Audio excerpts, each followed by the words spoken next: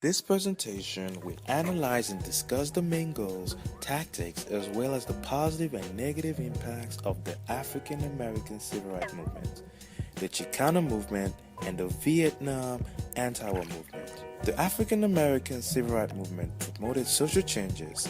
The movement wanted an end to desegregation in employment, in schools, and in public places. The idea of the Montgomery boycott in 1955 came when Rosa Parks was arrested for refusing to give up her bus seat. One thing that was overlooked is that a refusal happened on an impulse. As an activist, she said to herself that in order for change to happen, I need to do something.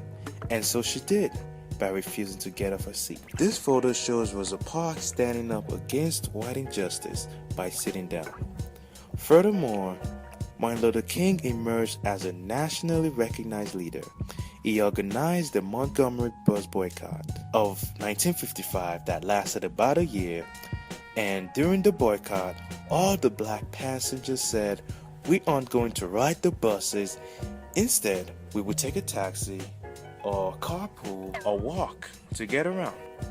The March on Washington of 1963 was the largest march that ever occurred in Washington, D.C., where Martin Luther King delivered the famous "I Have a Dream" speech. This photo shows Martin Luther King giving the 10 minutes long "I Have a Dream" speech to a crowd of over 250,000 people. This march is also notable because it emerged Martin Luther King as the leader of the civil rights movement. As a result of the Montgomery bus boycott of 1955, bus companies were deprived of as much as 65% of their income. Because of that, the bus company said, "Enough is enough. We have lost enough money, so we will integrate the buses." Similarly, the March on Washington contributed to the Civil Rights Act of 1964 due to the public attention it got. This act outlawed segregation in schools, public places, and in employment. The Civil Rights Act, however, failed to outlaw discrimination, did not outlaw racism, but on the federal level, it was illegal to segregate based on. The Chicano movement emerged during the Civil Rights era, and they had three main goals, which are restoration of land to farm workers, education reforms, as well as rights for farm workers. Prominent leaders of the Chicano movement knew that social, economic, cultural, and political independence was the only road to total freedom from oppression. Boycotting was also a popular technique used by Latinos to bring about change. The national boycott on grapes of 1965 is arguably the most well-known fight Mexican Americans waged to secure unionization for the United Farm Workers.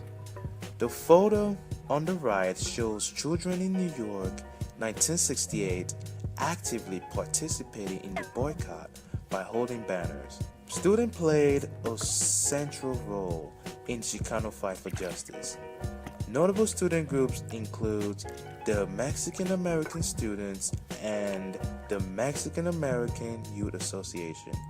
An estimated 20,000 Chicano students in Los Angeles left class in March 1968 to protest inequality in education, to protest Eurocentric curriculums, to protest high dropout rates among Chicano students, and also to protest the ban on speaking Spanish and other related issues. This photo shows members of the United Mexican American Movement doing walkouts and demanding respect for the Chicano community.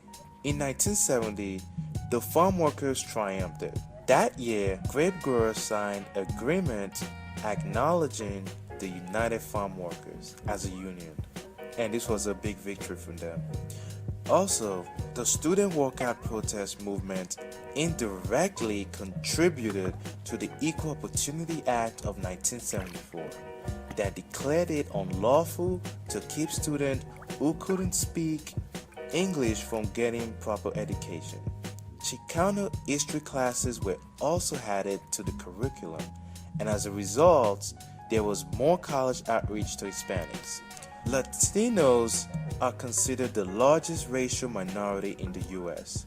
There's no denying the fact that they have more political power than they did in the 1960s. However, they are still facing new challenges that pertains to immigration, education reforms, as well as racism. Today, they still suffer from high dropout rates and lack of resources. The Vietnam War is remembered as the war that divided the nation at home, even as the nation is fighting it overseas. The Vietnam War anti-protests hoped to obtain the freedom for all Americans to make political, economic, and social decisions, as well as to bring an end to the Vietnam War. Media coverage of the devastation in Southeast Asia played a huge role in developing the opposing opinions to the war. For the first time in history, the media was permitted to show footage of the battle. The media depicted uncensored civilian death and the horrors of the war. And with over 90% of American homes having television in 1966, images of casualties were common sights to the public. This powerful photo was taken from a live coverage of the Vietnam War. The photo is quoted as a single shot that did more damage than any other Viet Cong. In the 1960s, influential artists appealed to this dissatisfied counterculture's emphasis on peace and love. As public approval to the Vietnam War, popular music artists began to record songs that reflected this dissatisfaction that ultimately became a new method of protest. This image is the cover album of Country Joe and Fish's signature track, I Feel Like I'm Fixing to Die Rag, in 1968. The song was embraced by activists all around America. The song also addresses the terror of the war and tries to blame political leaders that seek to make money from the war. The band used sarcasm to communicate the problems with the war and the public's naive attitude towards it. The media coverage indirectly influenced the outcome of the Vietnam War. By turning public opinions against the war, it managed to divide the nation on a national level. It proved to be a force to be reckoned with because people of the highest rank of the government were affected. The significance of the anti-war protest is that it brought together masses of people who were against the war. In response to a strong anti-war mandate, Nixon announced the effective end to the U.S. involvement in war in Southeast Asia in January 1973. And the treaty was signed by the United States, South and North Vietnam, and the Viet Cong. It is arguable to say that the anti-war protesters prolonged the war, which led to the U.S. defeat in stopping the spread of communism in South Vietnam. The anti-war movement made it hard for Americans to mobilize the soldiers on the idea that they were fighting a just war. Nonetheless, the anti-war movement made Americans lose the drive to continue and possibly win the Vietnam War. If you notice, I only covered non-violent protest movement because I strongly feel that they are more successful. For example, violent resistance will only get the masses more worked up, instead of fueling the public with remorse or embracement as non-violent protest does.